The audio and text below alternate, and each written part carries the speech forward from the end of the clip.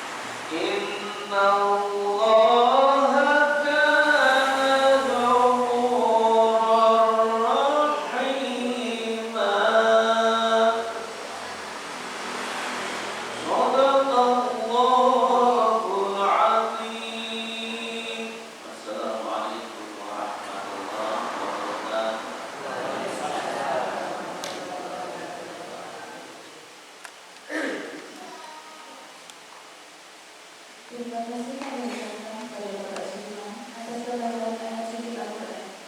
Semoga dengan aturan ayat suci Al-Quran yang sudah dibacakan bisa bermanfaat bagi yang membaca serta seluruh jemaah yang menggunakan.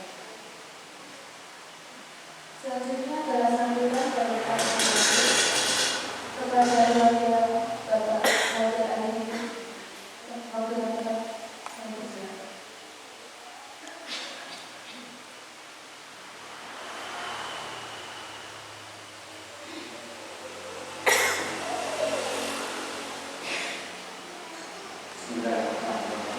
Assalamualaikum warahmatullahi wabarakatuh.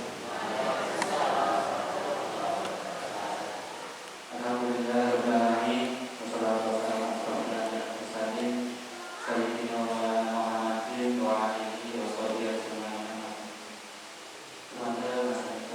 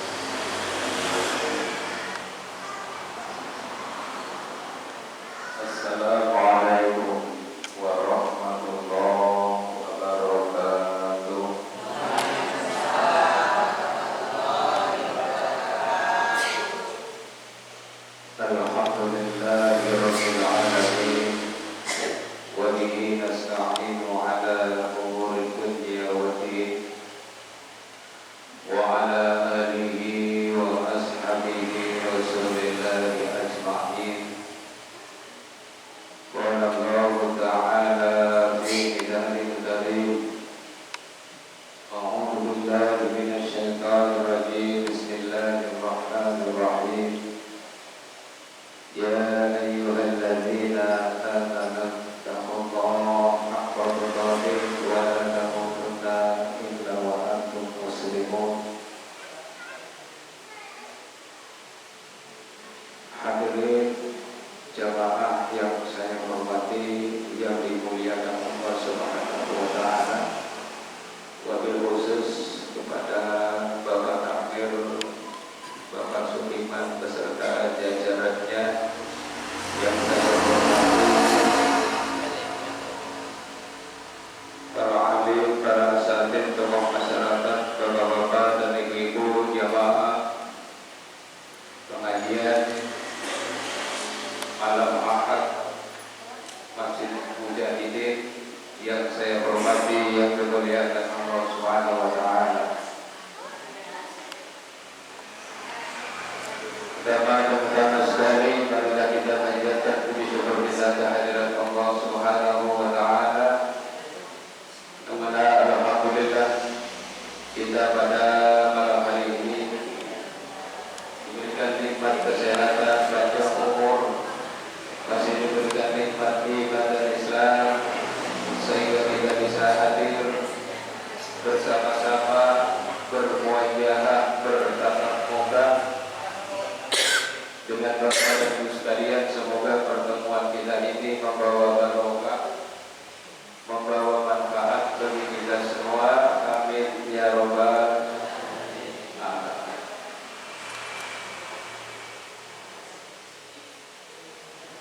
Salawat dan salam kita sanjungkan kepada junjungan kita Nabi Muhammad sallallahu alaihi wasallam yang telah menuntun kita, yang telah membawa kita menuju jalan kebenaran dan yang diridhoi oleh Allah Subhanahu wa taala.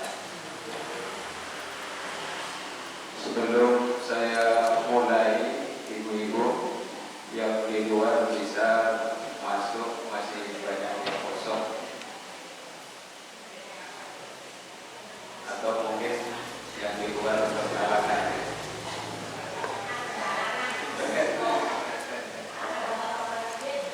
Cari sandaran gitu.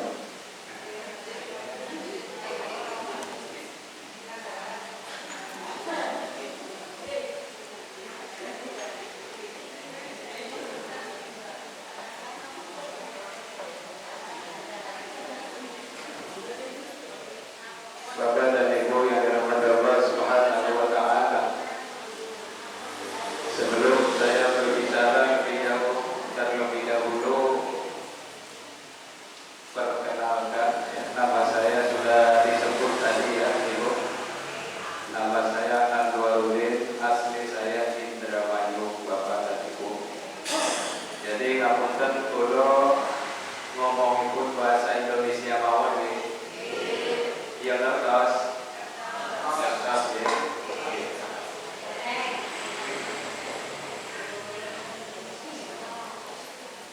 Bapak dan Ibu yang dirahmati Allah Subhanahu wa taala. Alhamdulillah pada malam hari ini kami dari Badan Wakaf Al-Quran Yogyakarta bersilaturahim dengan Bapak dan Ibu sekalian. Dan sedikit saya mau nanya, ini ibu-ibu sudah tahu BWA, Ibu? Belum? Belum pernah ke sini? Belum pernah, Pak? Belum ya? Jadi kalau belum, ya sedikit saya jelaskan. Jadi BWA itu adalah satu lembaga filantropi Islam di bawah naungan Majelis Ulama Indonesia dan Menteri Hukum dan HAM. Badan Wakaf Al-Quran itu mempunyai 8 program, di antaranya Wakaf Al-Quran dan Pembinaan, yang mana Wakaf Al-Quran dan Pembinaan ini BWA menyalurkan Al-Quran ke saudara-saudara kita yang berada di pelosok negeri, mulai dari Papua sampai ke Aceh. Kalau di sini butuh Quran Al-Quran, Bapak bisa bilang sama BWA, Bang. Masih mujahidin kurang Al-Quran, yang bisa ngomong sama BWA. Dan juga ada wakaf sarana air bersih, di mana wakaf sarana air bersih ada program kami yang berada di Dusun Suren Kulon Progo, ada di Gunung Kelin Kulon Progo, juga ada di Dusun Pule Jajar, Kiri Subo, Gunung Kidul, juga ada di Dusun Karangwetan, Gunung Kidul. Dan alhamdulillah BWA sudah menyalurkan Al-Quran kurang lebih 2.700.000 Al-Quran. Dan untuk sarana air bersih sudah 58 proyek yang sudah kami selesaikan. Dan masih ada 6 lagi program yang tidak saya sebutkan semuanya. Mungkin Bapak dan Ibu bisa menengok di website kami di www.bwa.id. Kalau dijelaskan semua nanti nggak ngaji, 2 saja. Nanti bisa panjenengan menengok di website kami. Baik Bapak dan Ibu sekalian yang dirahmati Allah Subhanahu wa Ta'ala. Tadi diawali pembacaan Al-Quran oleh Bapak kita. Apa di awal ayat pertamanya? Laqad kana lakum fi Rasulillahi uswatun hasanah. Jadi ceritanya pada malam hari ini masih dalam suasana, masih berada di bulan apa? Bulan Rabiul Awal, bulan Maulud kata kita. Di mana di bulan ini Nabi kita Nabi Muhammad sallallahu alaihi wasallam dilahirkan. Banyak di antara saudara-saudara kita yang memperingati dengan berbagai macam cara, dengan berbagai macam kegiatan, dengan berbagai macam tradisi yang mereka lakukan. Jadi pada intinya adalah sebuah ekspresi bahwa mereka mencintai Rasulullah sallallahu alaihi wasallam. Kira-kira kita cinta boten Bu? Cinta. Ada sahabat Nabi yang bernama Sauban bin Munabah. Ini Bapak dan Ibu ya. Ini monggo hidangan yang sudah ada di depan kita, nanti tehnya dingin. Sambil diminum, sambil dinikmati, boten nopo-nopo. Cuma pesan jangan bikin pengajian sendiri. Kalau minum saja, tapi mulutnya jangan ngomong. Setuju Bu? Yeah. Monggo kita awali dengan baca doa makan. Bismillahirrahmanirrahim. Allahumma barik lana fima razaqtana wa saya lanjutkan. Di zaman Rasulullah sallallahu alaihi wasallam ada sahabat Nabi bernama Sauban bin Munabah. Jadi Sauban bin Munabah ini adalah salah seorang sahabat Nabi yang kesehariannya selalu bersama Rasulullah. Rasulullah pergi perang, dia ikut berperang. Rasulullah pergi berdagang, dia ikut berdagang. Sampai sholat berjamaah, Sauban bin Munabah ini tidak pernah ketinggalan. Sehingga pada suatu ketika Sauban bin Munabah ini ketinggalan oleh rombongan Rasul. Sauban bin Munabah mempunyai wajah yang tampan, badan yang kekar. Pada suatu ketika ketinggalan oleh rombongan Rasul. Rasul pergi berdagang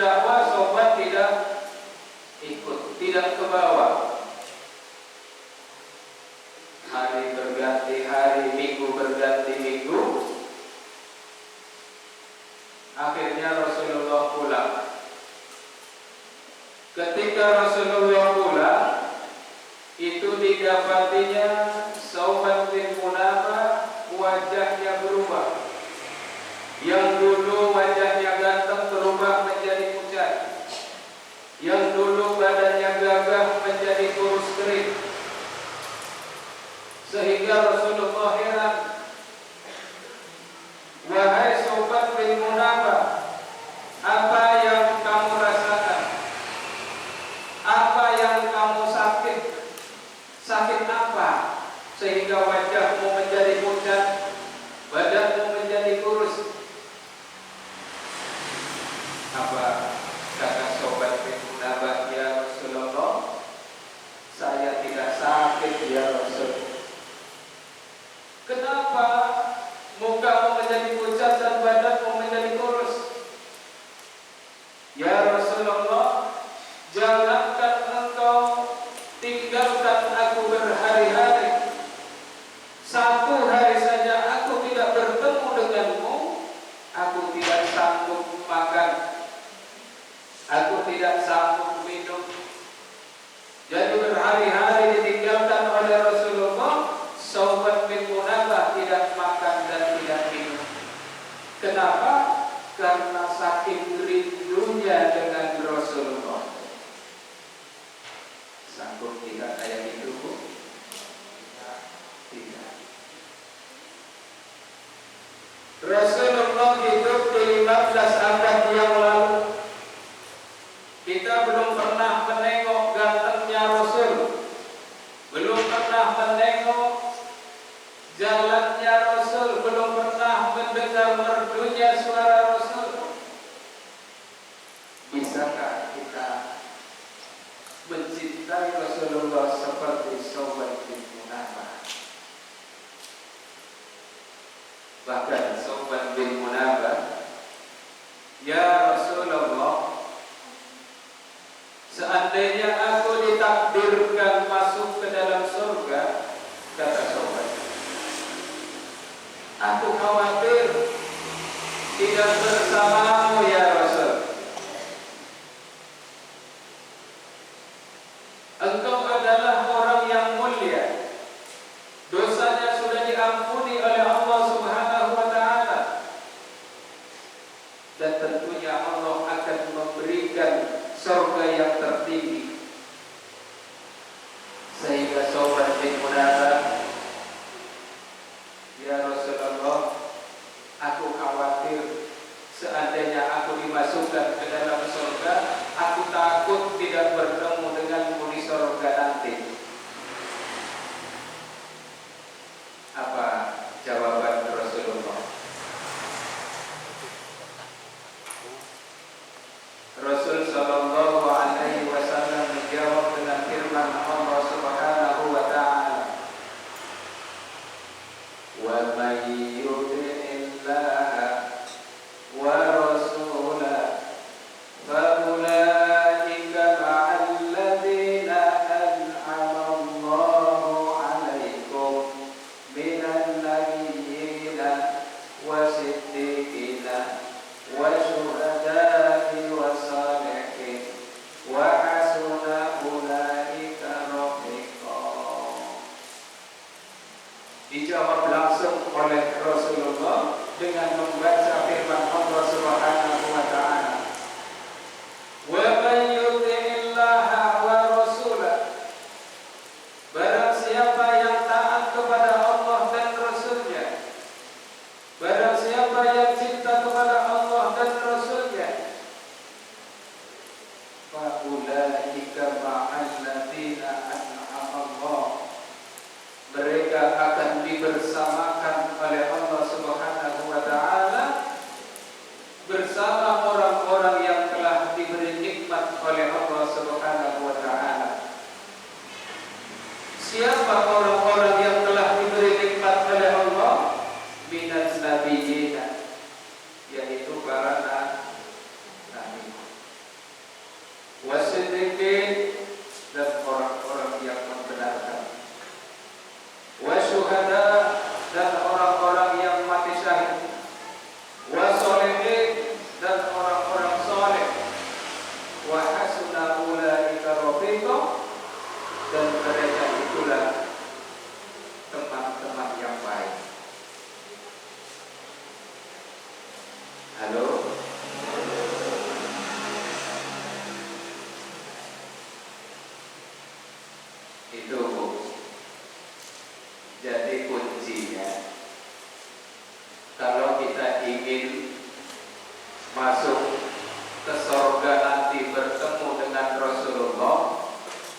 bersama dengan Rasulullah, maka syaratnya tadi atiiullah wa atiiur rasul, taati Allah dan Rasulnya, dan cintai Allah dan Rasulnya.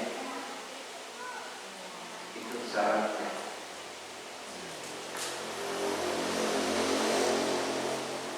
Kita cinta kepada Allah dan Rasulnya, kita taat kepada Allah dan Rasulnya, maka itu adalah jaminan akan bersama Rasulullah SAW di surga nanti.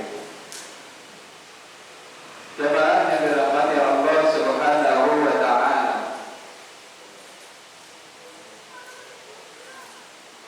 ada salah seorang badui yang ketika Rasulullah sedang memberikan nasihat para sahabat-sahabatnya, lalu datang orang badui ini datang kepada Rasulullah. Tiba-tiba Yahudi badui ini bertanya, "Ya Rasulullah, kapan datangnya hari kiamat?" Dan tiba-tiba bertanya, "Kapan datangnya hari kiamat?" Lalu Rasulullah balik bertanya, "Wahai badui, kamu ini menanyakan kiamat itu apa yang kamu persiapkan? Hari kiamat adalah hari di mana banyak kekacauan, di mana banyak orang yang sudah tidak lagi menghiraukan akan perintah-perintah Allah dan tidak peduli lagi dengan larangan-larangan Allah." Apa kata badui? "Ya Rasulullah, saya bermodalkan aku taat kepadamu, kepada Allah dan kepadamu, dan aku cinta kepada Allah dan Rasulnya." Lalu apa jawaban Rasul? Orang akan dibangkitkan bersama siapa yang mereka cintai. Jemaah yang dirahmati Allah Subhanahu wa Ta'ala, maka kita mencintai segala sesuatu itu wajar-wajar saja. Jangan sampai kita mencintai sesuatu itu berlebihan. Kita ingat nasihat Jibril alaihissalam kepada Nabi Muhammad SAW.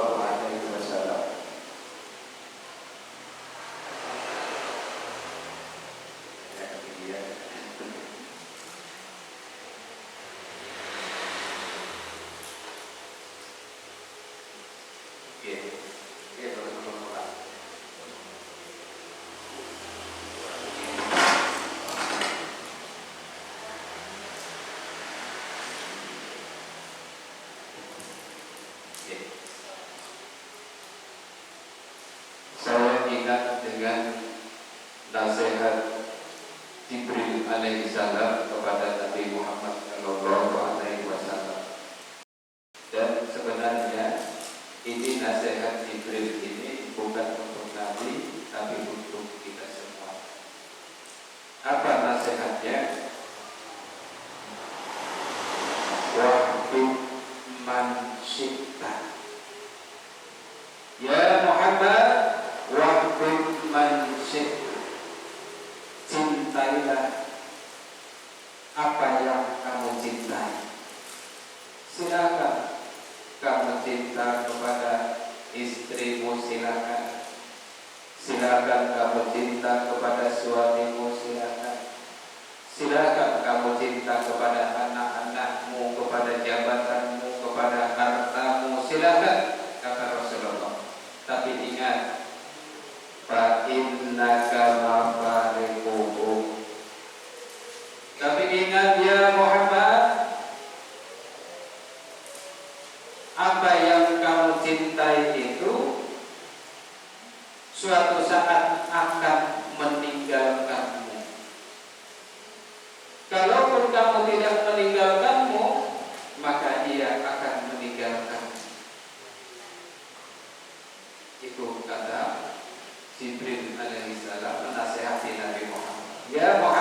silakan engkau mencintai sesuatu, cintai apa yang kamu cintai.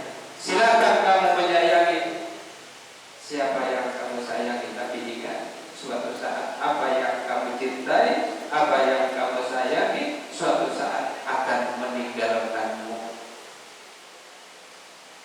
Maka cintailah sesuatu itu wajar-wajar saja. Jangan sampai hati kita cintanya penuh dengan makhluk, cintanya kepada benda, sehingga hati kita kosong akan cintanya kepada Allah Subhanahu wa taala, akan cintanya kepada Rasul sallallahu alaihi wasallam. Kata Rasulullah, tidak sempurna iman seseorang manakala melebihi mencintai sesuatu daripada mencintai Rasul sallallahu alaihi wasallam. Meskipun dengan dirinya sendiri, lebih dicintainya Rasul sallallahu alaihi wasallam dari dirinya sendiri. Maka itu menunjukkan satu kesempurnaan iman seseorang. Jemaah yang dirahmati Allah Subhanahu wa taala. Kita kembali. Manakala kita ingin surga bersama Rasulullah, yang tadi ayatnya sudah dijelaskan. Wa may yuti'illaha wa rasulahu fa ulaika ma'al ladzina an'ama Allahu 'alaihim minal nabiyyin wasiddiqin wa syuhada'i wassalihin.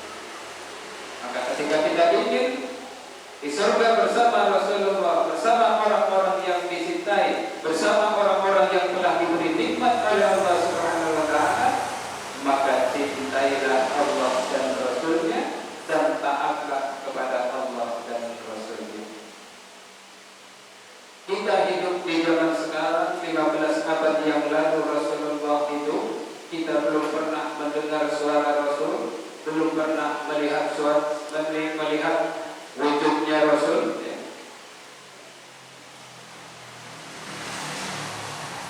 Apa tanda-tandanya kalau kita termasuk orang yang cinta kepada Rasul? Mesti ada tandanya. Apa tandanya? Yang pertama adalah kita sanggup membela dan berkorban untuk membela agama yang dibawa oleh Rasul sallallahu alaihi wasallam. Terus yang kedua, memegang erat syariat yang dibawa oleh Rasul sallallahu alaihi wasallam. Dan yang ketiga, kalau kita merasa cinta kepada Rasulullah, ya, maka kita belajar meneladani akhlak-akhlaknya Rasul sallallahu alaihi wasallam. Ada satu contoh dari akhlaknya Rasulullah. Ketika Rasulullah baru pindah dari Mekah ke Madinah. Jadi ketika Rasul dari Mekah ke Madinah ini baru pindah, beliau setiap hari datang ke pasar di sudut kota Madinah untuk menemui seorang Yahudi yang buta dan lumpuh. Seorang Yahudi yang buta dan lumpuh ini dijamin kehidupannya oleh Rasul.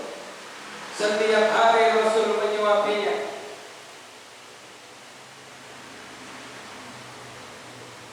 Sampai kapan? Sampai Rasulullah dipanggil oleh Allah Subhanahu wa taala.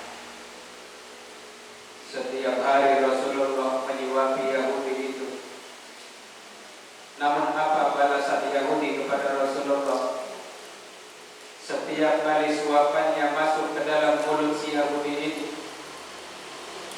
dicaci makinya Rasulullah, dikata-katainya Rasulullah.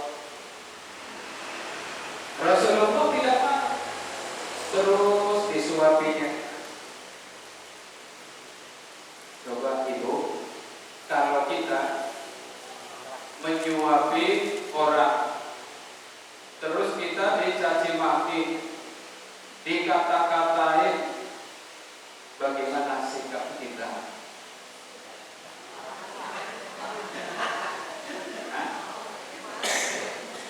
Piringnya naik ke muka. Gitu. Itu Rasulullah terus menyuapinya sampai kapan? Sampai Rasulullah meninggal dunia. Sampai-sampai si Yahudi ini kelangan. Kemana orang yang setiap hari menyuapiku tidak kunjung datang sudah 3 hari. Lalu Abu Bakar datang kepada istri Rasulullah dan merupakan anak beliau yaitu Aisyah. Wahai Aisyah, adakah sunnah Rasulullah yang belum ayahmu kerjakan? Jadi kata Aisyah, ada wahai ayah. Apa itu? Yaitu mendatangi seorang Yahudi di sudut kota Madinah di pasar, orangnya buta dan lumpuh, setiap hari Rasulullah menyuapinya. Lalu Abu Bakar mencoba untuk menggantikan posisi Rasul, dan sesampainya di tempat Yahudi dan Abu Bakar mencoba untuk menyuapinya, tiba-tiba tangan Abu Bakar ini ditepisnya. Apa kata Yahudi? Wahai anak muda, yang setiap hari itu bukan kamu yang menyuapiku. Abu Bakar kaget. Kamu tahu dari mana? Padahal kamu buta, padahal kamu lumpuh. Apa kata Yahudi?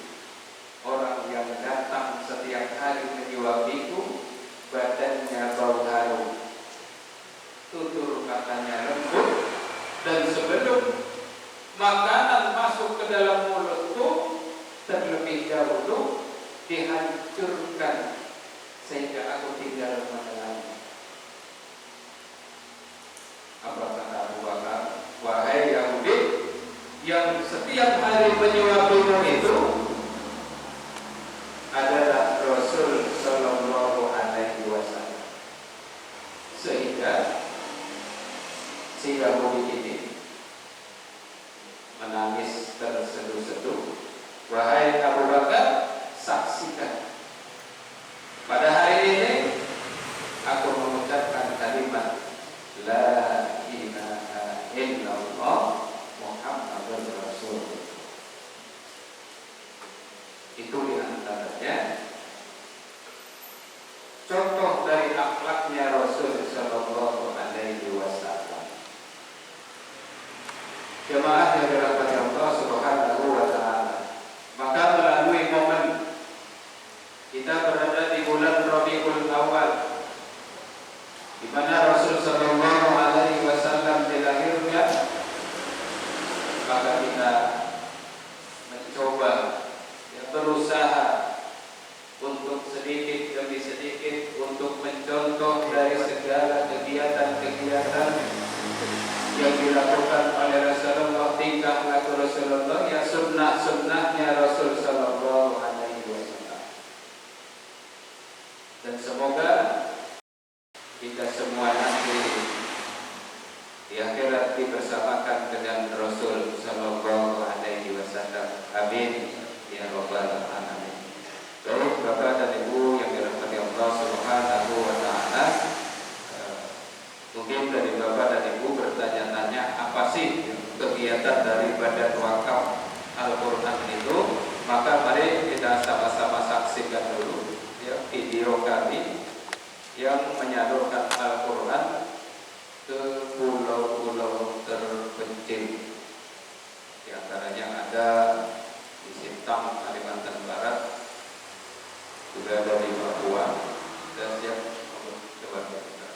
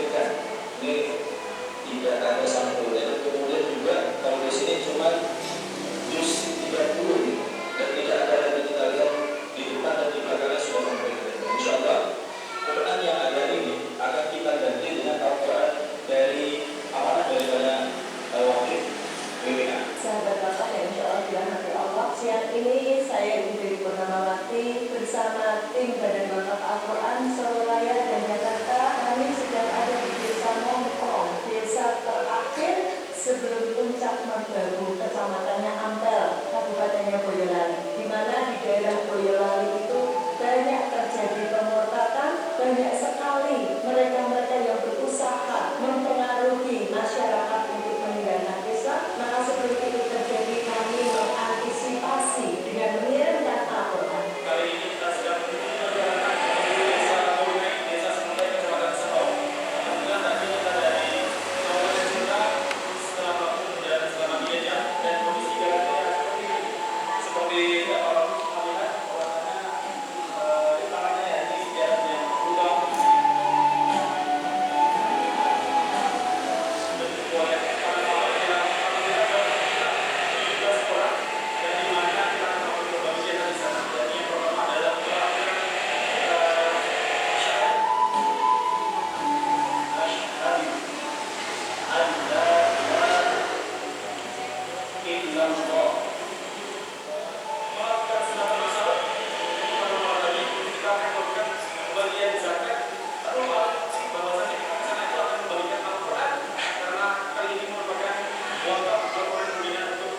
Muslim berdalam di Jakarta Barat.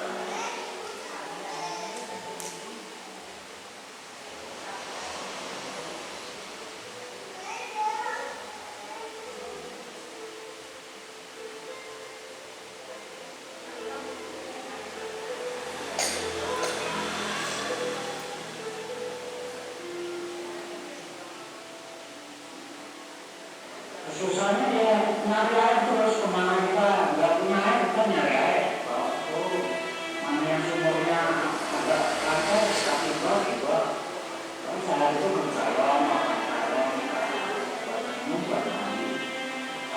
nggak ada seperti orang apa nggak ada menanam apapun tanah tanah kering semua kadang-kadang kering semua motor itu sebenarnya saya bawa kering Kali makan dua kadang sekali. yang sehari itu 8 kali 8 kali 2 kadang 11. Kalian nyuci, kalian mandi. tiap hari nyari kalau kekurangan air nggak cuma saya, nggak cuma ada sana, nggak cuma adik saya nyari semua. Kalau kita semua langsung kering nggak ada sampai kalau bawah kadang 12 meter air ini udah jadi ya ada bor nanti pilihan ini udah jadi sejak Oktober kalau tidak salah. Air ya lancar, pom lancar, semua lancar. Tahanan sudah tersusun konveksi, udah kering. Ya kan ada BWA, pokoknya dari BWA sumber air terus di situ ada.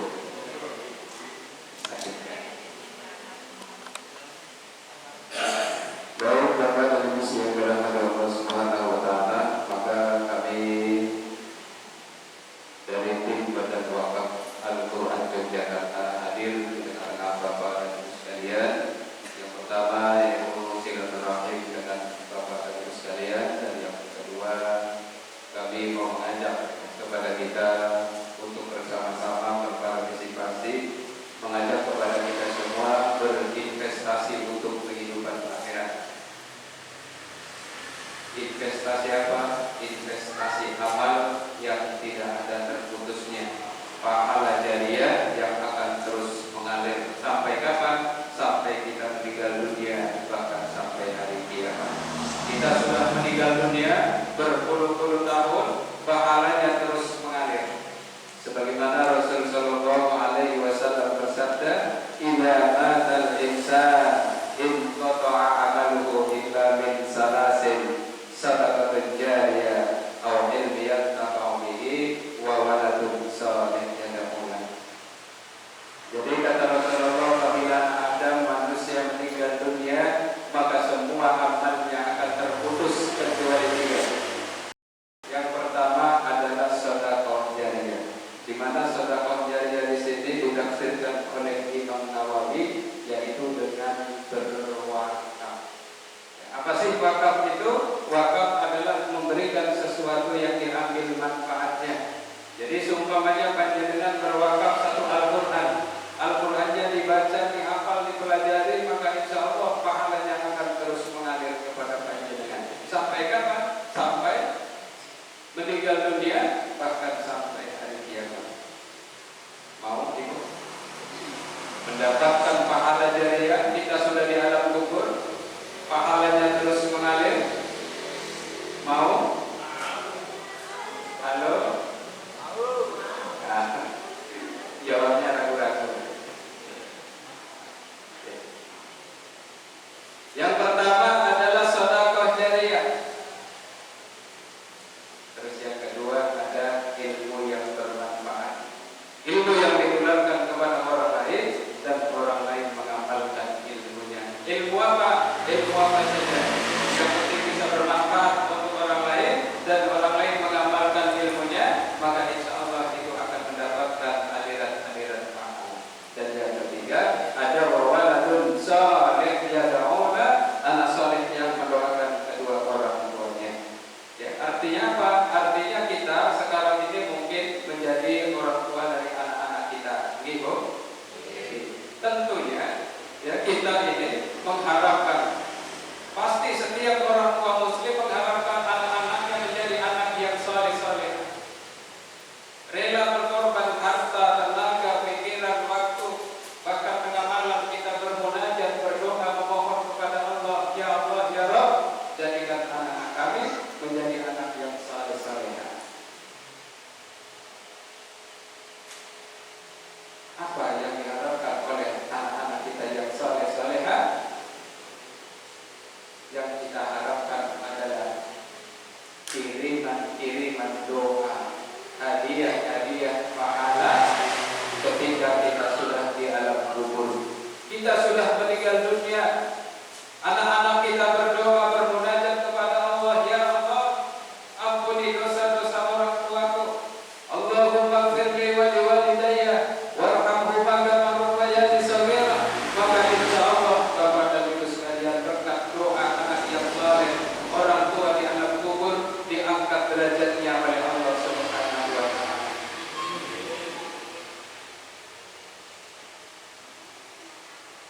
Dan jangan lupa kita juga punya orang tua. Kita lahir dari orang tua. Mungkin ya, orang tua kita ada yang masih hidup ataupun sudah meninggal dunia. Maka begitulah harapan orang tua kita yang sudah di alam kubur. Dinanti-nantinya doa kita, dinanti-nantinya kiriman-kiriman pahala kita, hadiah-hadiah wakaf atas nama orang tua kita yang sudah meninggal dunia. Apakah itu boleh? Boleh. Itu dicontohkan oleh sahabat Nabi yang bernama Sa'ad. Ketika itu beliau bertanya, ya Rasul, saya ingin berbuat baik dengan orang tuaku. Kata Rasul, berbuat baik saja, namun orang tuaku sudah meninggal.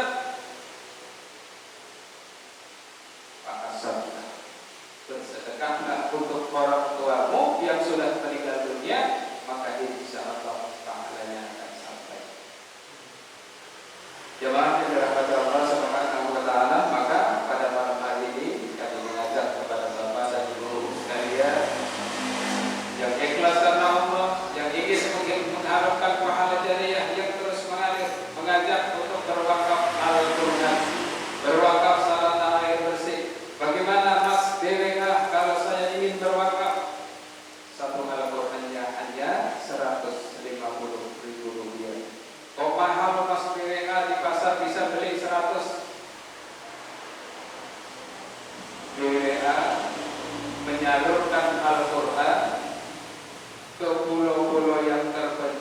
dan bukan hanya sekedar menyalurkan saja, namun disertai dengan binaan-binaannya. Bekerja sama dengan ustadz-ustadz setempatnya, mereka mengajarinya dan mereka dibayar. Makanya satu Al-Quran 150. Ya, bisa panjenengan mengambil 1, 2, 3, 5, 10 dan seterusnya. Mas Bea, saya ingin berwakaf, tapi uang saya tidak ada 150, adanya 50. Apakah boleh? Boleh, tapi masuk ke sarana air bersih. Seperti kita lihat tadi, setelah kami resmikan sarana air bersih yang berada di Dusun Karangwetan. Kita tahu saudara-saudara kita kalau musim kemarau kekurangan air. Maka BWH mencoba untuk berbagi dan meringankan beban saudara-saudara kita. Dan alhamdulillah di Gunung Kidul sendiri sudah ada 5 proyek, dan yang besar itu ada di Dusun Kulit Jajar.